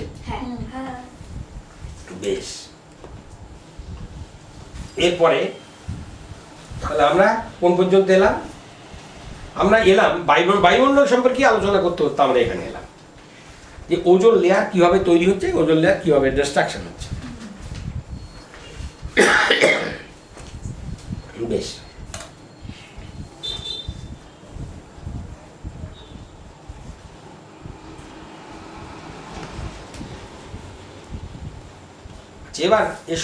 এবার আমরা বলি এরপরে কি আছে। আচ্ছা, তোমরা বইটা কিভাবে পড়বে এটা বলে দিই। নিয়ম হচ্ছে, বইটা পড়ার নিয়ম হচ্ছে, এই পর্যন্ত অনেকক্ষণ ধরে আলোচনা হলো, একটু আমরা একটু হালকা একটু আলোচনা করে নিই, তাই তো? সাবজেক্টের থেকে একটু বাইরে বেরিয়ে একটু হালকা আলোচনা করে নিই। সেটা হচ্ছে বইটা তোমরা পড়বে কি করে। বলছে আগে MCQ পড়বে না, আগে 1 নম্বরের কোশ্চেন, 2 নম্বরের কোশ্চেন, 3 নম্বর, আগে 2 নম্বরের কোশ্চেন আর 3 নম্বরের কোশ্চেনগুলো ভালো করে পড়বে, কারণ ওখানেই কিন্তু ফুল কনসেপ্টটা দেওয়া রয়েছে। ঠিক আছে? তারপরে তুমি 1 নম্বরের কোশ্চেনটা পড়বে, তারপরে MCQটা পড়বে। কি বোঝা গেল ব্যাপারটা? আচ্ছা, এইবার দেখো তোমার বইতে যা সিলেবাস আছে, সেই সিলেবাস অনুসারে বায়ুমণ্ডল আছে। বায়ুমণ্ডলের মধ্যে একটা খুব ইম্পর্টেন্ট হচ্ছে ওজোন স্তর, সৃষ্টি, ধ্বংস, এবং ওজোন স্তর ডিপ্লিটেড হলে কি কি ক্ষতি হতে পারে। মনে রাখতে হবে ইউভি রে যদি সরাসরি চলে আসে তাহলে কি কি ধরনের ক্ষতি হতে পারে। অক্সিজেন হতে পারে, এছাড়া আরো অনেক কিছু হতে পারে। এটা দেখা যাক কি কি হতে পারে। দেখো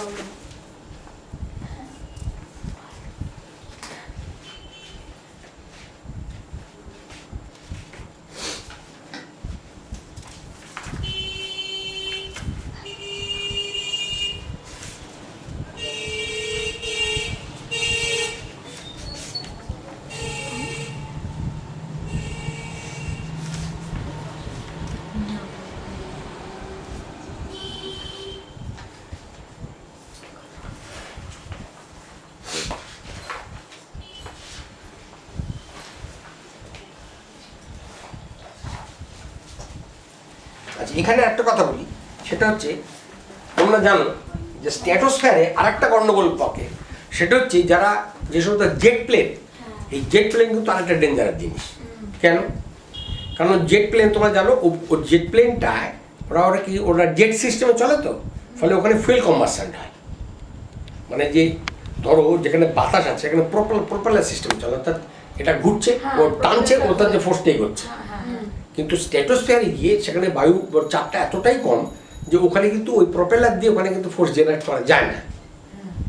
সেখানে কি করতে হয়, সেখানে জেট সিস্টেমে করতে হয়, যেটা রকেটে যেটা করে।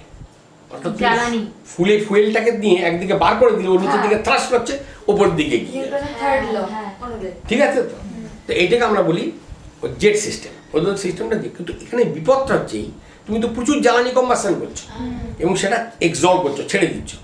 ওখানে কিন্তু প্রচুর জ্বালানির মধ্যে অনেক নাইট্রোজেনাস কম্পাউন্ড ইম্পিউরিটিজ হিসেবে থাকে, সেগুলো পুড়ে কিন্তু নাইট্রিক অক্সাইড তৈরি হয়। তো স্ট্র্যাটোস্ফিয়ারে নাইট্রিক অক্সাইড ঢুকে যায়। নাইট্রিক অক্সাইড কিন্তু ডেঞ্জারাস জিনিস। কি জিনিস?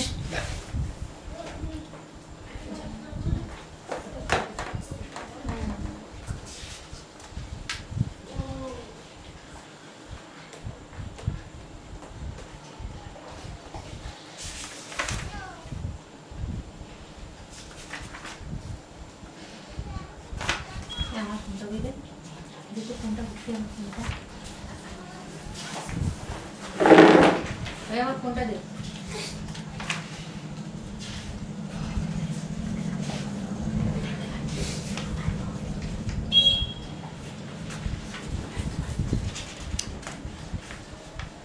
নাইট্রিক অক্সাইড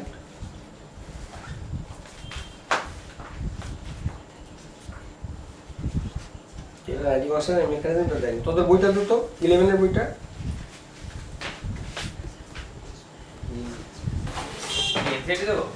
এনসিটি না, ছায়াটা দে। 1 নাইট্রিক অক্সাইড কি করে, নাইট্রাসের ওজোন লেয়ারকে সাংঘাতিকভাবে ডিস্ট্রয় করে। কি করে করে দেখো, নাইট্রিক অক্সাইড বলে কথা নেই, NOx, অর্থাৎ NO হতে পারে, NO2 হতে পারে, N2O হতে পারে, অল অক্সাইডস অফ নাইট্রোজেন, তাকে আমরা বলছি অক্সাইডস অফ নাইট্রোজেন। এটা কিন্তু খুব ডেঞ্জারাস। কেন ডেঞ্জারাস বলছি।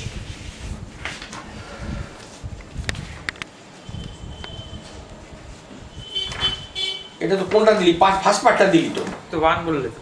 না না, সেকেন্ড পার্টটা।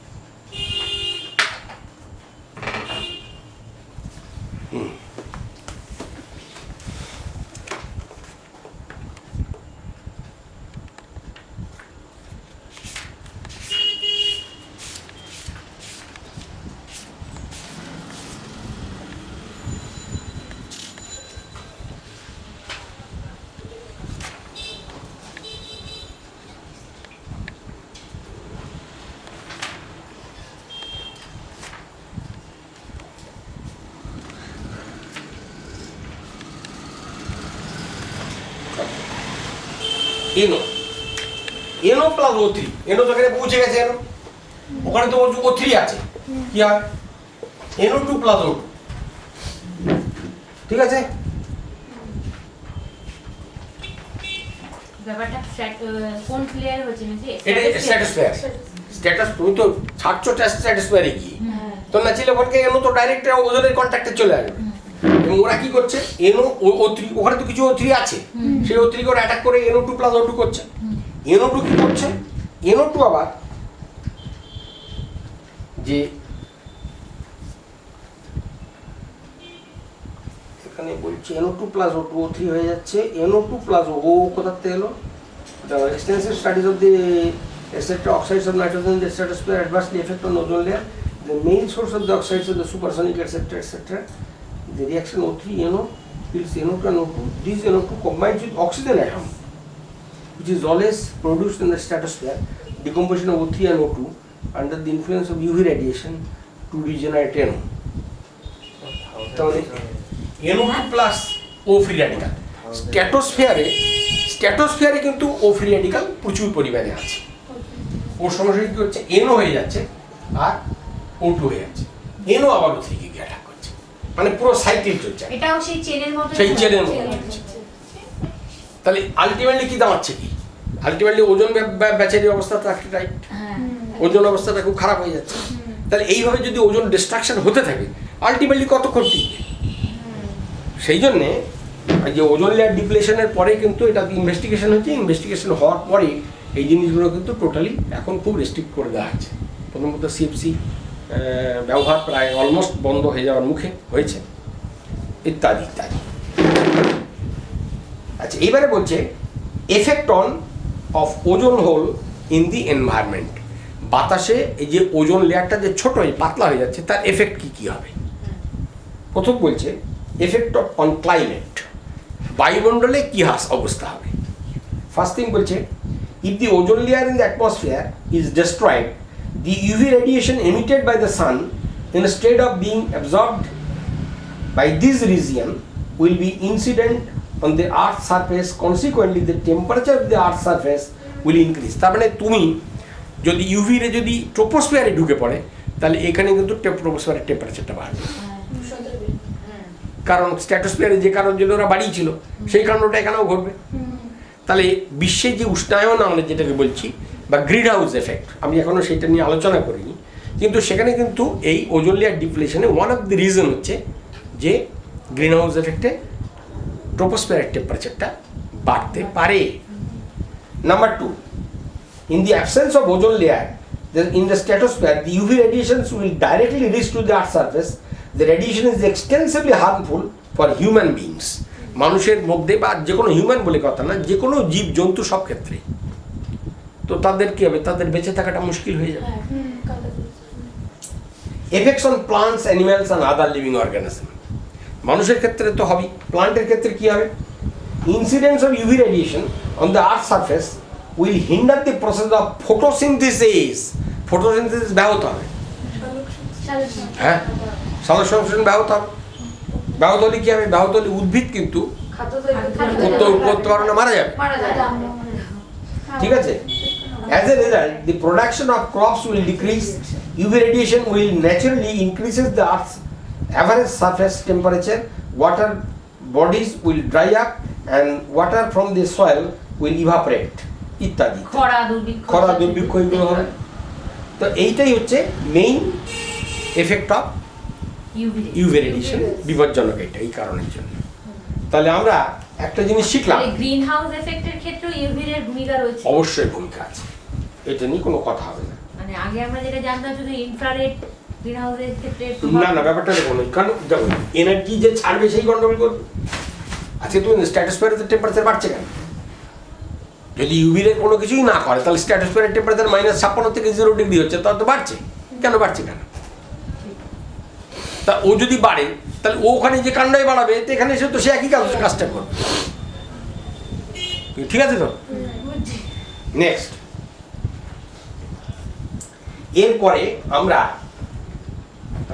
আরম্ভ করব যে বায়ুমণ্ডল, এখানে কতগুলো কথা বলেছে যে মেরুজ্যোতি, অরোরা বলে, অরোরার নাম শুনেছিস? হ্যাঁ, এই অরোরা কোথায় হয়, কেন হয়? মেরু অঞ্চলে হয়, কেন হয়? তাহলে অরোরা কাদের জন্য হয় এটা হচ্ছে কথা, মনে রাখতে হবে। মেরুজ্যোতি কিন্তু থার্মোস্ফিয়ারে হয়, কেন থার্মোস্ফিয়ার হয়? কারণ থার্মোস্ফিয়ারে প্রচুর আয়ন থাকে, আয়ন থাকে মানে ফ্রি ইলেকট্রন থাকে। ফলে যেখানে হয় যে ওইখানে কিন্তু তোমার ইলেকট্রন যখন অ্যাডিশন হয় ওখান থেকে রেডিয়েশন হয়, ওই রেডিয়েশনটাই কিন্তু মেরুজ্যোতি সৃষ্টি করে। এখন এখানে একটা প্রশ্নটা হচ্ছে কি যে মেরু অঞ্চলেই কেন বেশি হয়? কারণ মেরু অঞ্চলে এয়ার সার্কুলেশন কম হয়, সেখানে আয়নগুলোর কনসেন্ট্রেশন অনেক বেশি। কিন্তু নিরক্ষীয় অঞ্চলে বাতাসের এয়ার সার্কুলেশন বেশি হওয়ার দরুন ওখানে কিন্তু আয়নগুলো ছড়িয়ে ছিটিয়ে যায়, সেই জন্য ওই জিনিসটা হতে পারে না। কি বোঝা গেল? তাহলে এটা হচ্ছে মেরুজ্যোতি। মেরুজ্যোতি নিয়ে কি বলছে? মেরুজ্যোতি কি, এটা কিভাবে সৃষ্টি হয়? বলছে থার্মোস্ফিয়ারে অবস্থিত আয়নোস্ফিয়ারে 80 থেকে 400 কিলোমিটার উচ্চতায় উপস্থিত খুব নিম্নচাপে 0.0001 মিলিবারে থাকা নাইট্রোজেন এবং অক্সিজেন অণুগুলি সূর্য থেকে আগত গামা রশ্মি ও এক্স রশ্মির প্রভাবে আয়নিত হয়, O+, NO+ ইত্যাদি অবস্থান করে এবং এর সঙ্গে প্রচুর মুক্ত ইলেকট্রন থাকে। এই মুক্ত ইলেকট্রনগুলি ওই স্তরে অবস্থিত বিভিন্ন আয়ন দ্বারা গৃহীত হওয়ার সময় আলোক রশ্মি বিকিরণ করে, একে মেরুজ্যোতি বলে। কি বোঝা গেল ব্যাপারটা? এরপরে আমরা আসছি এই যেখানে বলেছে এটা ওজোন স্তর ধ্বংসের ফলে মানুষের ওপর উদ্ভিদের উপর এবং বায়ু বস্তুতন্ত্রের উপর প্রভাব বর্ণনা করা। আমরা মানুষের উপর বলেছি, উদ্ভিদতন্ত্রের বলছি, বস্তুতন্ত্রের উপর কি বলেছে? ভূপৃষ্ঠে অতিবেগুনি রশ্মি অধিক মাত্রায় এলে বৃষ্টিপাত চক্র বিঘ্নিত হয়, বনভূমি ধ্বংসপ্রাপ্ত হয়, সমুদ্রের উদ্ভিদ প্লাঙ্কটন ধ্বংসপ্রাপ্ত হয়, ফলে সামুদ্রিক জলজ বায়ুতন্ত্রের ভারসাম্য বিঘ্নিত হয়, বহু উদ্ভিদ বা প্রাণী লুপ্ত হওয়ার সম্ভাবনা বাড়ে, ফলস্বরূপ বায়ুতন্ত্রের ভারসাম্য দারুণভাবে বিঘ্নিত হয়। বোঝা গেল? তা এটা হচ্ছে ওজোন স্তর ধ্বংসের ফলে কি হয়। এগুলো কিন্তু তোমার পরীক্ষার জন্য ভালো প্রশ্ন। এরপরে আমরা আসছি ট্রপোস্ফিয়ারে, নেমে আসছি। ট্রপোস্ফিয়ারে এসে প্রথম প্রশ্ন হচ্ছে ঝড় কিভাবে সৃষ্টি হয়, ঝড় হয় কেন? ট্রপোস্ফিয়ারে ঝড়টা হয় কেন? জানিস কি করে কেন হয়? ওই যে উচ্চচাপযুক্ত অঞ্চল থেকে নিম্নচাপযুক্ত অঞ্চলের দিকে বায়ু চলে যাচ্ছে, যখন তাহলে এখানে একটা কোশ্চেন হচ্ছে স্থলবায়ু সমুদ্র বায়ু দু রকম আছে। তাহলে এই জিনিসটা একটু জানতে হবে যে স্থলবায়ু সমুদ্রবায়ু কি। 2 নম্বর কথা এখানে তাহলে এবার হচ্ছে ঝড় কিভাবে সৃষ্টি হয়। দেখো এখানে কি বলছে এরা, বলছে জলভাগের উষ্ণতা বৃদ্ধি পেলে তা বাষ্পিত হয়ে ওপরে উঠে যায়, উপরে ঠান্ডা পরিবেশের সংস্পর্শে এসে ওই বাষ্প ঘনীভূত হয়ে মেঘ সৃষ্টি করে। মেঘ যত ঘনীভূত শীতল হয় তত সূর্যরশ্মি মেঘ দ্বারা বাধাপ্রাপ্ত হয়, ফলে মেঘের নিচের অংশে বায়ুর শীতল ও ঘনীভূত হয়ে নিম্নচাপ অঞ্চল সৃষ্টি করে। মেঘের বিস্তার যত বেশি হয় নিম্নচাপ ক্ষেত্রে ব্যাপ্তি তত বেশি হয়। এর ফলে পার্শ্ববর্তী উষ্ণ অঞ্চল থেকে অপেক্ষাকৃত উষ্ণ বায়ু অতি দ্রুত বেগে নিম্নচাপ অঞ্চলের দিকে ধাবিত হয়, ফলে ঝড়ের সৃষ্টি হয়। তার মানে কি, ওই যে বলছে যে সমুদ্রের ওপরে যে নিম্নচাপ আমরা টিভিতে মাঝে মাঝে দেখি যে সমুদ্রের উপরে নিম্নচাপ সৃষ্টি হচ্ছে, নিম্নচাপটা কিন্তু মেনলি সমুদ্রের উপরেই বেশি হয়। প্রশ্ন কেন? কারণ ওখানকার টেম্পারেচার, ওখানে কি সূর্যের আলো পড়ছে, গরম হয়ে যাচ্ছে, ইভাপোরেশন হচ্ছে, ওপর দিকে যত উঠছে যত উপরে টেম্পারেচার লো, সেখানে গিয়ে কনডেন্স করে যাচ্ছে, ওটা মেঘ হয়ে যাচ্ছে। তো যখন কনডেন্স করে যাচ্ছে তখন কি হচ্ছে, তখন কিন্তু সূর্যের আলোকে আবার বাধা দিচ্ছে, মেঘ নিজেই কিন্তু ঠান্ডা থাকছে, ফলে এখানে একটা ভ্যাকুয়াম সৃষ্টি হচ্ছে। এবং এটা যদি অনেকক্ষণ ধরে চলতে থাকে তাহলে এই ভ্যাকুয়ামটা ঘনত্ব বাড়তে থাকবে, বাড়তে যখন প্রচণ্ড বেশি হয়ে যাবে তখন কি হচ্ছে, তীব্র নিম্নচাপের সৃষ্টি হবে এবং তখন অন্য জায়গার থেকে বায়ু তখন ছুটে ওখানে আসার চেষ্টা করবে, এখান থেকে ঝড়ের সৃষ্টি হবে। ঠিক আছে, এইটা হচ্ছে মেনলি ঝড়ের কারণ। এবার আর একটা প্রশ্ন এখানে বলেছে, ঝড় আসার আগে পরিবেশ শান্ত থাকে কেন? বলছে পরিচলন স্রোতের কারণে ঝড়ের সৃষ্টি হয়। উষ্ণ আর্দ্রবায়ু হালকা হয় উপরে উঠে ট্রপোস্ফিয়ারের পরিচালন স্রোত তৈরি করে। এই উষ্ণ আর্দ্রবায়ু উপরে শীতল বায়ুর সংস্পর্শে ঠান্ডা হয়ে কিউমুলে নিঃশ্বাস মেঘের সৃষ্টি হয়। জলীয় বাষ্পের ঘনীভবনের জন্য নির্গত লিন তাপ ওই বায়ুকে আরও উপরে ওঠায়, উপরে ওঠা বায়ুর গতি স্তব্ধ হয়ে বায়ু শান্ত হয়ে যায়, ওই সময় বজ্রবিদ্যুৎ সহ বৃষ্টিপাত ঘটে। মানে ঝড়ে কিন্তু দেখবে যখন ঝড় হয় তখন কিন্তু বৃষ্টিপাত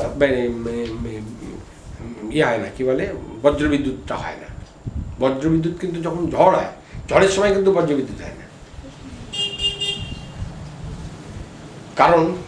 কারণটা হচ্ছে যে বলছে যে যখন এখানে দেখো এইটা একটু ভালো করে পড়ো, বলছে পরিচালন স্রোতের কারণে ঝড় সৃষ্টি হয়। উষ্ণ আর্দ্র বায়ু হালকা হয়ে উপরে ওঠে এবং ট্রপোস্ফিয়ারে পরিচালন স্রোতের সৃষ্টি হয়। পরিচালন স্রোত বোঝো কাকে বলে? বল কাকে বলে? নিচের থেকে গরম বাতাস উপরে গেল আর একদম। উপরে থেকে ঠান্ডা বাতাস নিচে আসে। একদম ঠিক। আর্দ্রতার উপরে শিলাবৃষ্টি ঠান্ডা হয় এবং কিউমুলে নিঃশ্বাস মেঘের সৃষ্টি হয়। কিউমুলে নিঃশ্বাস মেঘটা কি?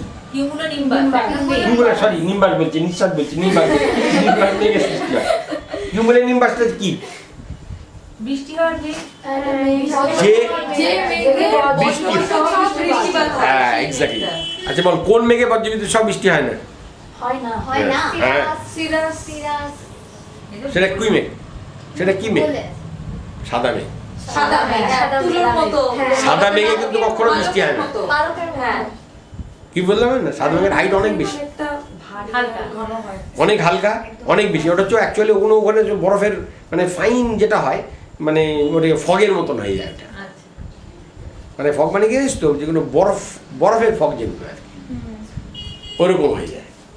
ওইটা খুব হালকা এবং ওটা এত উপরে থাকে যে ওটা করতে পারে না, যার জন্য ওই মেঘে বৃষ্টি হয়। যাই হোক, ঠিক আছে। মেঘের সৃষ্টি হয় জলীয় বাষ্পের ঘনীভবনের জন্য নির্গত লিনতা ওই বায়ুকে আরও উপরে ওঠায়। উপরে ওঠা বায়ু গতি স্তব্ধ হয়ে যায় ইত্যাদি ইত্যাদি। তার মানে ওই যে মেঘের জন্যে তখন হিটটা ছেড়ে তো লিকুইড ফর্মেশনটা হয়। অ্যাকচুয়ালি মেঘেতে কিন্তু শুধুমাত্র জলীয় বাষ্প থাকে না, ওখানে ছোট্ট ছোট্ট জলীয় জলের কণা থাকে। ওটা কিন্তু কোলাইডাল অবস্থায় থাকে এবং ওই যে কোলাইডটা হওয়ার সময় তখন তো আসলে তো তাকে এখানে তাকে যেটা উঠছে সেটা তো জলীয় বাষ্প কনডেন্স করে ক্ষুদ্র ক্ষুদ্র কণা হচ্ছে, ওই সময় কিন্তু হিটটা ছাড়ে, লিন তাপটা ছাড়ছে। এবং লিন তাপটা ছাড়লে কি ওটা আরও উপরে উঠে যাচ্ছে। তাহলে আরও যখন উপরে উঠে যাচ্ছে তাহলে তার মানে এখানে কোন স্তরে যাচ্ছে সেটার ব্যাপার। যেখানে কিন্তু অলরেডি ফর্মেশন হয়ে গেছে সে কিন্তু অনেক নিচে, আর যেখানে কিন্তু লিনটা তার ছাড়ছে মানে সেখানে কিন্তু ক্ষুদ্র ক্ষুদ্র কণা তৈরি হচ্ছে, সেটা কিন্তু অনেক উপরে। ফলে কি হচ্ছে, ওইখানে কিন্তু ওই বায়ুটা কিন্তু স্তব্ধ হয়ে যাচ্ছে, ওই বায়ুটা কিন্তু নড়াচড়া বিশেষ করছে না। ফলে কি হচ্ছে, ফলে ওই মুভমেন্টটা কম হচ্ছে। সেই জন্য ওর জন্য ঝড়ের আগে একটা শান্ত থাকে, তারপরে এই জিনিসটা হয়। যখন এই প্রসেসটা চলে তখন বায়ুর চলাচলটা কম হয়। এই হচ্ছে ব্যাখ্যা। নেক্সট এরপরে বলছে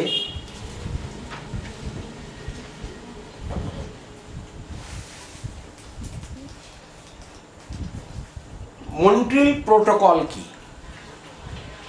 মন্ট্রিল প্রোটোকল বলছে ওজোন স্তর ক্ষয় হ্রাস করার জন্য 1987 খ্রিস্টাব্দে মন্ট্রিলে একটি বহুদেশীয় চুক্তি স্বাক্ষরিত হয়। একে মন্ট্রিল প্রোটোকল বলে। এর মূল বিষয়বস্তু হলো আপনি কে বলছেন? হ্যাঁ বলুন। হ্যাঁ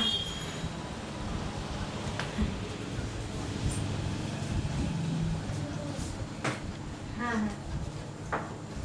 না না না না না না না। আচ্ছা দেখো,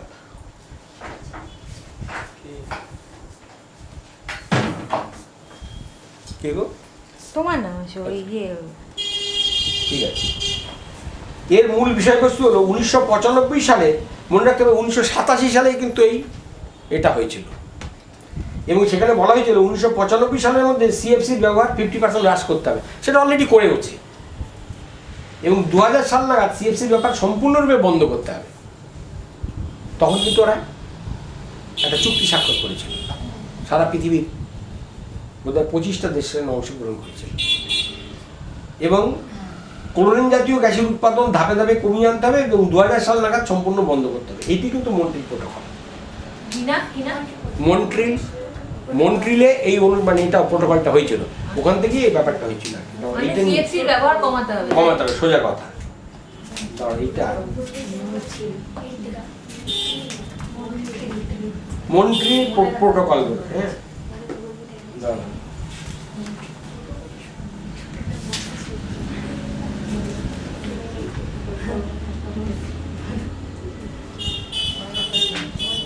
পড়া হয়ে গেলে কেউ যাবি না, বুঝলি?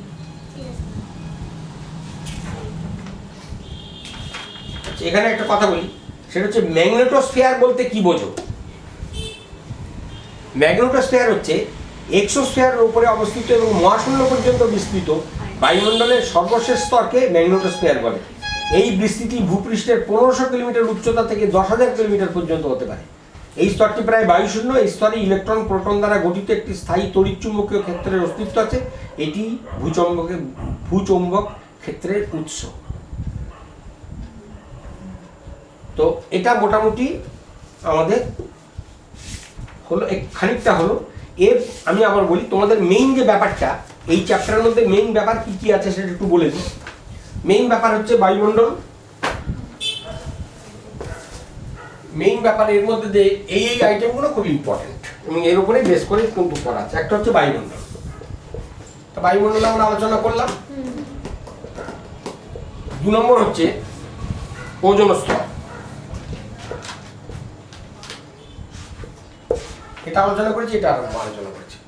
3 নম্বর হচ্ছে green house effect, green house প্রভাব, এটা আমরা এখন আলোচনা করি। 4 নম্বর হচ্ছে বিশ্ব উষ্ণায়ন, ওই যে একই কথা, গ্লোবাল ওয়ার্মিং। জীবাশ্ম জ্বালানির তাপন মূল্য, জীবাশ্ম জ্বালানি এবং জ্বালানির তাপন মূল্য।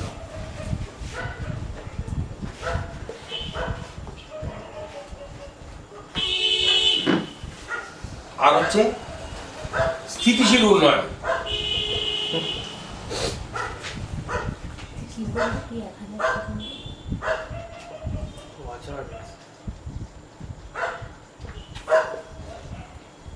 এই 5টা তোমার মেইন আইটেম আছে। এখন এইখানে একটা জিনিস বলে রাখি, সেটা হচ্ছে গ্রিন হাউস প্রভাব। এটা তো বিরাট ইম্পর্টেন্ট। এখনকার যুগে এটাই এখন সবচেয়ে যে পরিবেশের যে গন্ডগোল হয়ে যাচ্ছে, এটা কিন্তু মেইনলি হচ্ছে এটা রিপেয়ার হয়ে গেছে, মোটামুটি ওজন লেয়ার এখন কন্ট্রোল এসে গেছে, কিন্তু এইটাকে কিন্তু কন্ট্রোল করা যাচ্ছে না। তাহলে এইটা নিয়ে আমাদের একটু আলোচনা বিশেষ করতে হবে, আরও ডিটেল আলোচনা করতে হবে, তাই তো?